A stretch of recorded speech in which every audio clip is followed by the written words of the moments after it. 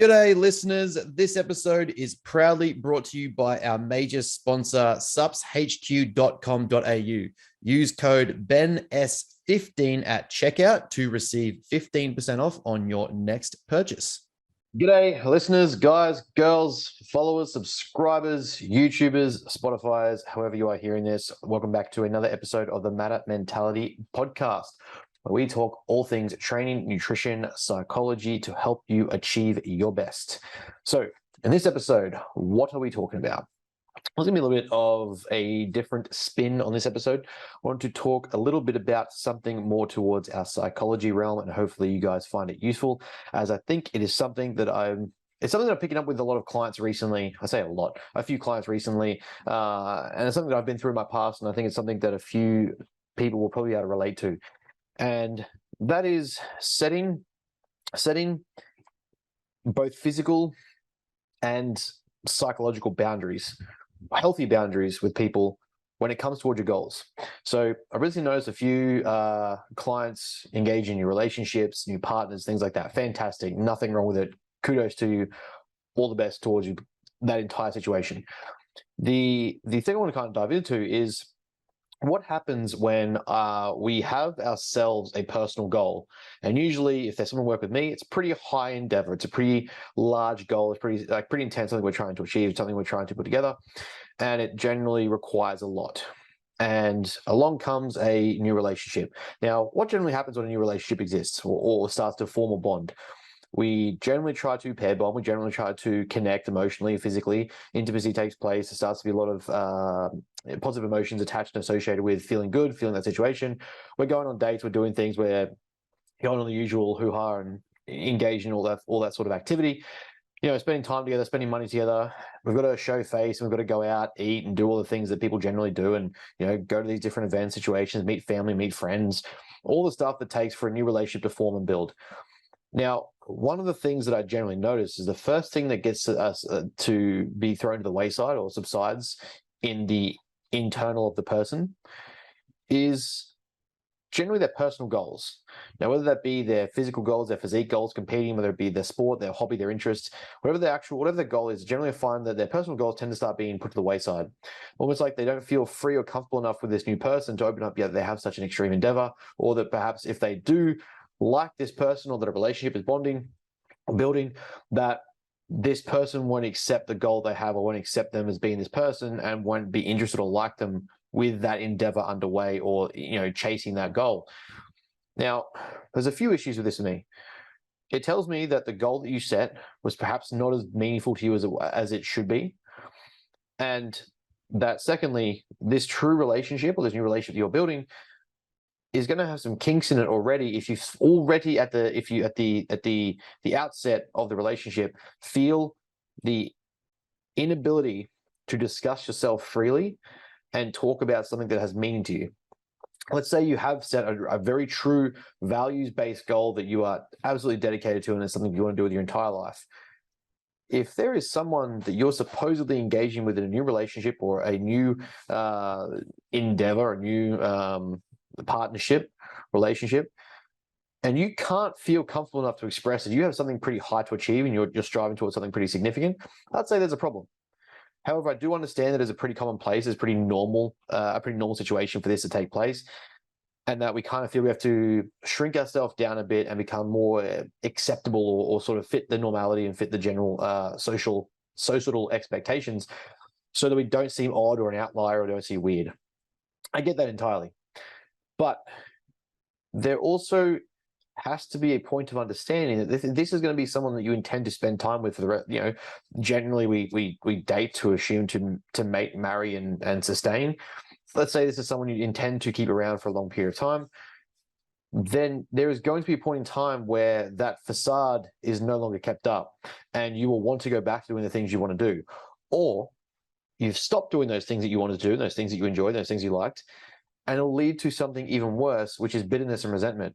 You have given up the person you could be, you've given up the person you wanted to be, or given up the person you were in order to facilitate a person or a persona to sustain this person or the relationship that you're trying to keep or engage with.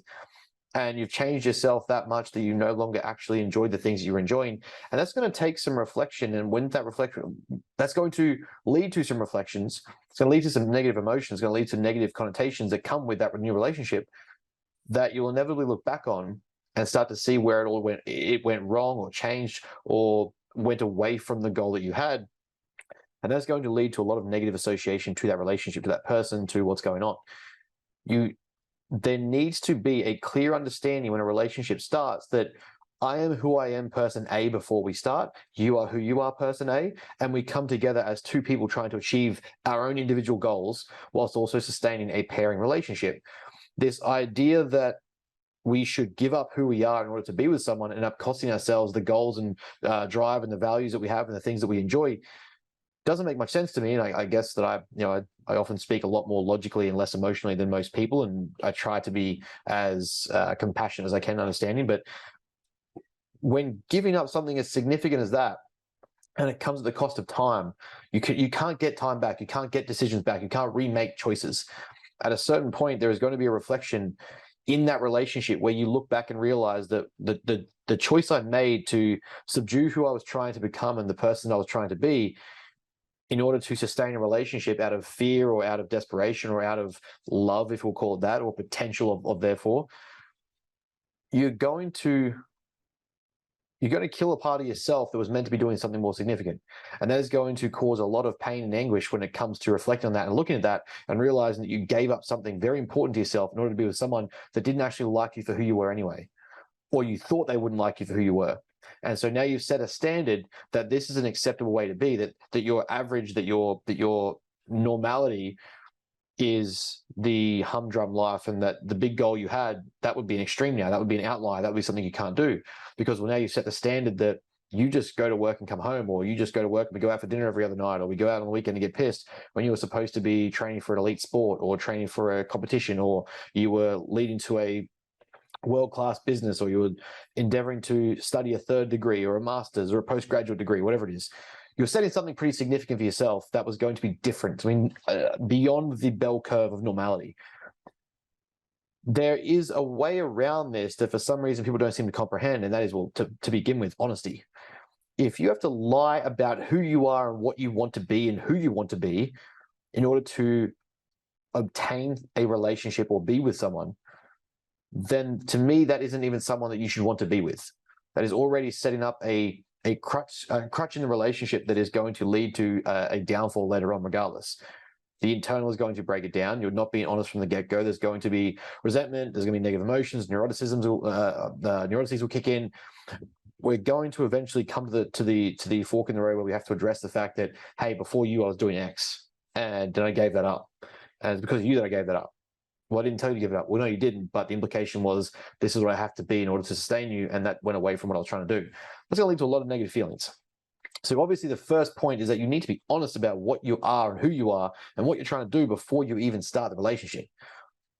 If that means you lower the number of potential prospects or options, so be it. But at the end of the day, you know that you have been honest with yourself and forthright in what you're trying to do, and have been solidified in your values as a person, that you're not willing to compromise on them to be with someone who isn't what you actually wanted anyway.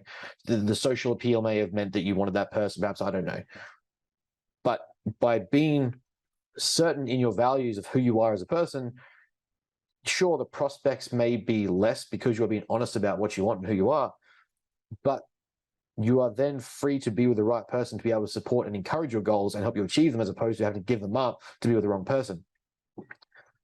So from there, we're obviously being honest. You need to be honest when you're setting new relationships. You're creating an expectation from the outset that I am honest, I am forward, I am spoken, and I say what I need to say in order to do what I'm trying to do. I'm not going to cower in the face of that conversation. I don't avoid confrontation. If there is something that is a hard conversation to have, I will have it. You've said that from the outset because you've spoken your mind and you've said, hey, this is what I do. I'm not going to change that for you. You are not going to change my mind about it. This is what's going to happen. Along the way, you can come. You can have your goals and I'll support you do the same thing, vice versa, yada, yada. But then there needs to be the other expectation beyond that, which is setting the healthy boundaries around the fact that you're allowed to be a driven person. You're allowed to set physical and emotional boundaries that Certain locations are where you go to do things. Certain times are where you go to do things. You have these goals and these ambitions and these behaviors and routines going into the relationship. There are certain things about them that you're not going to change because they're leading to a specific outcome. Being able to create healthy boundaries and keeping yourself who you were before the relationship started in the relationship you're trying to create is going to be healthier for you in the long run than all this strange talk about absolute compromise and like, you got to change this about yourself, and or maybe you should change this about yourself to get someone change. You can't have these boundaries or expectations or standards. This is wrong. Having a healthy degree of boundary established in any new relationship, friendship, personal, intimate relationship, whatever it is the only way to sustain who you are and keep yourself going and to still achieve the goals that you have, and then come together and achieve goals as a team. So to me, excuse me, to me, it's an essential part of the start of the building phase of a relationship that you are understanding and honest about what it is you're trying to do, and set the clear boundaries that you are not going to compromise on these things. I'm not going to give these things up. I'm not going to throw this away in order to please you or make you happy. I'm not going to lose this part of myself to sustain you. This is what I do for my fun. This is what I enjoy. At these times of the week, I do these things. At this time of the day, I do these things. In this period of my morning, I have this going on. Around that, we can fit in these things. I'm happy to meet you here and do this sort of stuff. But let's say, given that I coach physique athletes, you have a physique competition coming up. Now, if you haven't been honest with the person that you're about to start seeing, or you're dating, or you're getting into a relationship with, what's involved, or perhaps they aren't as aware or don't really know, you haven't explained to them what's involved in the process of the next 6 months, firstly, you're already setting yourself up for failure, because that's going to be a horrible experience. But let's say you have been honest and you've set that up. You then need to be able to understand and explain and help them comprehend that there is a rigid period of time where a lot of things aren't probably allowed. And that's okay. You're allowed to have that goal. You're not a bad person for getting a new relationship saying, hey, for the next 6 months or 3 months, this is kind of what's going on. This is what I'm into. This is what I do. I've been planning for this for a couple of years. You're relatively new on the scene. I want to see where this goes. But at the same time, I'm driven in what I do. If you support it, fantastic. If you don't, I'm okay. This doesn't have to last. This doesn't have to be a thing. It's okay. But this is what's happening. This is what I'm doing. There's a fixed period of time where I do it. And then I go back to a more freer, if you will, lifestyle where I'm a little bit more laxed in certain aspects.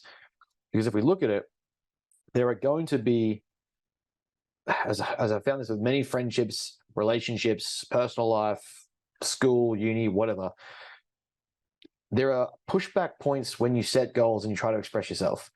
When you have new circles, when you meet new people, when you have new social environments, or perhaps you have current social environments and you're changing a behavior, you're trying something new, you're pushing yourself further, there's going to be pushback and boundaries will be pushed. And that's going to lead to strain on relationships and friendships, going to lead to problems, going to lead to issues. But what I found is that the more you can fix yourself in those boundaries, you can fix yourself and you can be comfortable saying no, you can stand firm in your beliefs and what you're trying to do. Eventually, the ones who actually care and support you will tend to come around and get on board with what you're doing. Because most of the time, we don't have to agree with what someone's doing, but we can support the fact they're driven to achieve it. And when you set those boundaries, you're more likely to meet those people. Because the ones who will push and push and push, you start to see very quickly, you don't actually support me. You just want me to be there in your behavior and what you're trying to do. You want me to be at your level or stay at your level or be held to where we are now. I'm trying to go to the next level. I'm trying to do that next thing. I'm trying to achieve that next breakthrough. That will require you to set boundaries. It will require you to set expectations. It will require you to be honest and forward in what you're trying to do. That, for me, I've noticed a couple of times in relationships coming up with people that it's very loose and it's not fixed. And when it's loose, you're going to give an inch. And when you give an inch, it becomes a mile. And it doesn't sound like much, but when you start to go, well, I get up every morning at 5 to do my cardio and then I'll go train and go to work. Well, now it's 6 o'clock because you want to sleep in, you want to have a cuddle. Well, now it's 6:30 because, well, I missed the alarm and I forgot to make my food the night before. I'll train tonight. Well, now I'm not training today because, well, I'm late from work. We're supposed to go out for dinner. All these things, suddenly the schedule you had, the routine you had, and the ambitions you had are falling further and further behind because you haven't been firm in the beliefs and the borders, the boundaries that you have set, and now they're being encroached on. It does not make you a bad person for having a life prior to a relationship that you wish to keep. Two people don't have to become one single blob of a person where you have to compromise everything about yourself and your life and what you've already achieved and what you want to achieve in order to make it happen. That is not a healthy relationship. That's codependency. And that's a problem. That's not though it has been a romanticized and fantasized ideal of a relationship, is not a healthy, sustainable relationship that's going to sustain or endure the long term if we break it down that way. So being able to actually establish honest and real boundaries. This is what I do. This is who I am. This is how I am. This is the way I live. If you're interested in that, fantastic. If you're not, it's okay. Do your thing. We can come together separately at different times, or perhaps, it doesn't work out. Great. You haven't lost yourself and thrown away who you are and what you're interested in along the way. And that will keep you a lot happier and a lot more fulfilled than giving all of those things up that you love and looking back 40, 50 years time from now and saying, why did I give all that up? Because that is also a potential consequence of that action. And that's something that needs to be considered when we're making our choices.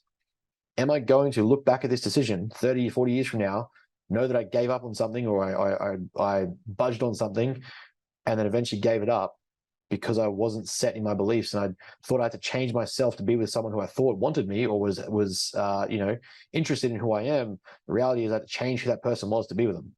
Well, that's not going to be a healthy relationship anyway. And it's going to lead to a lot of resentment and bitterness and problems down the track that make that entire relationship redundant.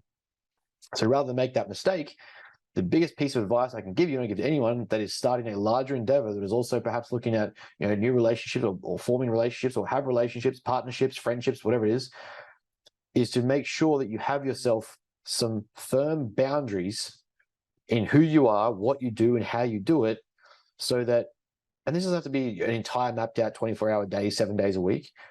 There are just specific things that you perhaps may set as boundaries that you will have, that then allows you to say, hey, look, between these periods of time, this is what I do. Between at this point, this is how it works. This is how it goes. I will not miss my cardio for a night out drinking. I will not miss my training to be hungover. I will not miss or eat off plan or eat outside my macros when I'm this far into prep because you want to go out and do something. That's not how this works. I am firm in who I am. I'm sure of who I am. I don't need to compromise that aspect of me in order to sustain and keep you. If I do that, I'm no longer who I am anyway, which was the person you supposedly fell in love with or fell close with or got a part of. And so realistically, you shouldn't be wanting me to do that anyway. If you do, I'm arguing how much you actually enjoyed. And you see that, like you start to see where it should be a healthy part of a relationship, new or old, to have boundaries in place, to have healthy boundaries in place, to have goals in place that you're able to keep. Now, this can be, whether it be for an intimate relationship, personal relationships, whether it be for business relationships, whatever it is, there's logical reasoning to having these boundaries in place and having these situations set up, these expectations and standards, so that things can sustain the course and actually pay off. They are a lot more constructive and productive than thinking that, we've got to basically codepend on each other and give up everything about ourselves as individuals to come together as a collective. That's not how that works. The impact that will have down the track on the time you've lost by doing these things and giving up parts of yourself to be in these relationships is inevitably going to make you resentful. It's fine to have the experience, you say, like lessons learned, but you also don't have to learn the lesson to understand it. You can set a better lesson, and that is enjoy a relationship that works by saying setting the expectations and honesty up straight off the bat. You don't have to then lie and talk your way out of or correct or make up for misconceptions or misunderstandings because you have been forward with the point. And then you don't have to give up parts of who you are in order to make a new relationship work. And that is just a kind of premise that I wanted to dive into a bit more as I've started to notice it come up where people will talk a big game and they'll say that I've got all these massive goals and I've got these massive interests and hobbies, and then a relationship will form, or they'll meet new people or meet a new circle perhaps, and all of a sudden that pressure or that the lack of boundaries will then start to impact the things that they said they wanted or the things that they said they were trying to achieve, and it'll start to take away from what we're doing or what they're doing or what they want to do together. And now all of a sudden they don't have goals that they're striving towards. Now they don't have those things they're working on anymore. They're no longer working on themselves as individuals. Everything is invested in a relationship. And now we have codependency and we have neuroticisms and negative emotions, because as we know, positive emotions is elicited in the direction of striving towards or progression of a specific goal that we have set based on our values as a person. So if we're not doing that as an individual and we become this codependent partnership that is a lot more neurotic and a lot more detrimental, dangerous, if you will, that is going to not really facilitate positive emotions towards progressions of goals. Even if you have goals together, we want to travel. Okay, cool. What is that facilitating? How does that make you feel better? How does that help? How is that positive versus I was working on this before we met. I'm still going to keep working on this. And then also we can do this together. So by having those boundaries in place and those sort of rigid beliefs or understandings established at the forefront of the relationship at the beginning of, or the foundations or forming of, you lay the foundations early enough that this is what we're going to do and this is how it's going to be, where we're both working on ourselves and working on our own interests at the same time. We come together and bring things together to work on them at the same time. That's a positive, healthy experience and situation. Obviously, the less you get to do, you're doing the things that you enjoy, the less positive experiences and emotions that you're having, all you start to feel is negatively entwined and negatively invested into a relationship that you just, well, now it's comfortable, it just has to work because I've given up everything else that I've done about myself. I've given up everything that I have about myself. I've given up who I was in order to be with this. So therefore that investment has to pay off. And if it doesn't, I don't know who I am or what I do, because you are now just solely invested in a relationship and only have identity as a couple as opposed to you as an individual person. Suddenly understanding that having boundaries and having expectations and setting your own standards, your own fixing or entrenching your beliefs, at least enough as an individual that you are honest from the outset, and now the relationship actually has a chance to work where you both enjoy your time and enjoy life, and then come together as a couple or as friendships or circles. Either in any instance, that entire premise makes a point and works. That be honest, set boundaries, be comfortable with enforcing those boundaries, push back where you need to, and don't let them encroach when you are believing that you need to be fixed. If you give an inch, you lose a mile. And that is going to take away from your athletic goals. It's going to take from your business goals, your career goals, your study goals, your friendship goals, your relationships. It doesn't matter. That will, if you are not applying that premise, it will affect that outcome. And that is all I'm going to say on that, because I'll ramble for 3 hours, as we all know. So it was just a quick one as I won't say a trend that I'm noticing. It's definitely something that I am noticing coming up that has been occurring recently. And, we've noticed it in check-in data. We've noticed it in social medias. We've noticed it in a few things where that sort of premise has started to occur. So that would be worth, establishing that A, it's okay to have a new relationship, but B, it's also okay to sustain the goals you had before it and sustain mostly of who you were before that goal was set, or before that relationship was started. Because you don't have to give up as much as yourself as Disney has claimed to fantasize about and romanticize. And we've come to seem to expect as a society and a culture that this is what you have to do. That doesn't make sense. So that's it on that. That's all from me. If you have any coaching inquiries, any questions, any queries, any thoughts or responses, please feel free to DM me and message me, fill in our inquiry sheet, or book in a consult with myself or one of our other coaches, and we'll get back to you. All right. Thanks, guys.